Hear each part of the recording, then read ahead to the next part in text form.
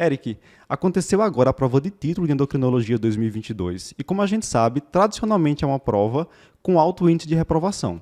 Isso acontece por vários motivos que nós já comentamos aqui em outros podcasts, também em algumas lives. E nesse momento, algumas pessoas podem estar questionando a sua capacidade técnica como endocrinologista ou ainda desistindo de fazer a prova ano que vem. Então, por isso a gente resolveu discutir aqui nesse podcast o que fazer após a reprovação. E aí, diante disso, vale a pena observar as reações que as pessoas apresentam agora diante dessa reprovação, né? Existem até aquelas 5 fases do luto, classicamente descritas pela psiquiatra suíça Elisabeth Kubler-Ross. Ela descreve aí que, diante de uma perda, né, a gente tende a apresentar uma fase inicial de negação, seguida de uma fase de raiva, depois barganha, depressão e aceitação. E como é que a gente pode imaginar isso nesse contexto de reprovação na prova de título? Então, se a gente pensar, a fase de negação seria o quê? Saiu o resultado lá do TIM, o candidato olhou lá a lista, não encontrou seu nome, e aí não acredita que o nome não está ali, olha de novo, procura, então ele não aceita que não passou.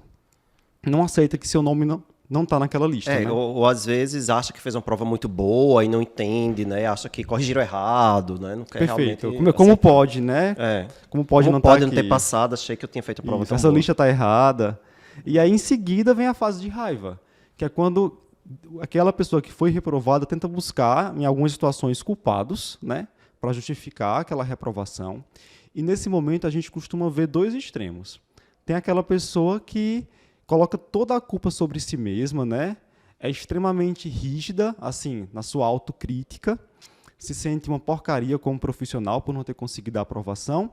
E tem aquele outro extremo também, que é aquela pessoa que coloca a culpa em todo mundo, coloca a culpa na SBEM, a prova foi mal feita, o conteúdo abordado, não existe em lugar nenhum, não tinha como responder. A SBEM não quer que ninguém passe, já escutei, eu já vi muita gente nessa fase de raiva. A SBEM não quer que ninguém passe, e aí todo mundo é culpado, menos ela. Então, nessa fase de raiva, a gente observa esses 2 extremos de reação. Depois disso, costuma vir aquela fase de barganha, em que a pessoa tenta buscar aí formas de tentar ser aprovada. Então, se eu conseguir anular aqui 8 questões nessa fase de recursos, eu consigo a aprovação. E a gente sabe que isso é impossível, né? Não vai acontecer de anular tantas questões e às vezes até de tentar forçar a barra para anular algumas questões que não tem por que ser anulada, como eu já vi também, assim, faz de tudo para achar erros em questões que não tem erros. E é justamente isso que você está falando, a barganha, né? Tenho que dar um jeito aqui para ver se eu consigo passar. Conta o que precisa para passar e começa a forçar, né? Situações. Mais 2 questões, se essa questão aqui for anulada, eu passo. E aí força para ver se aquela questão é anulada. Nem sempre, na maioria das vezes, não vai dar certo. Não vai dar certo.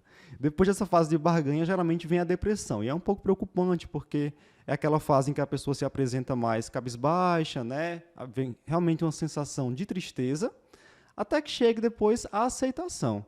E eu acho que esse momento é crítico.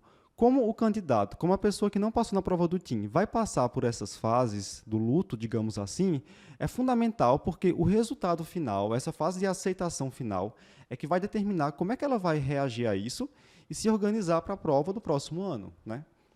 Então, tentar passar por essas fases de maneira mais consciente. Sabendo que elas existem, sabendo identificá-las. Isso, exatamente. Tentando, sim, fazer uma autocrítica, mas não de forma excessiva. E nem aí, também se tirando completamente a responsabilidade, né? Perfeito. Assim, você procurar onde foi que eu errei. Se perguntar isso, você chegou à fase de aceitação, você vai se perguntar onde eu errei, onde é que esteve o problema. Bem, espero que você tenha gostado desse formato de vídeo mais curtinho. Se você gostou e quiser ver outros vídeos como esse, clica aqui nesse vídeo. Tem um formato parecido, o pessoal gostou bastante. E se você quiser conhecer, quiser assistir ao vídeo que deu origem a esse corte, né? Esse vídeo ele foi retirado de um outro maior, de um outro completo. Clica aqui à esquerda que você poderá conferir o nosso conteúdo completo.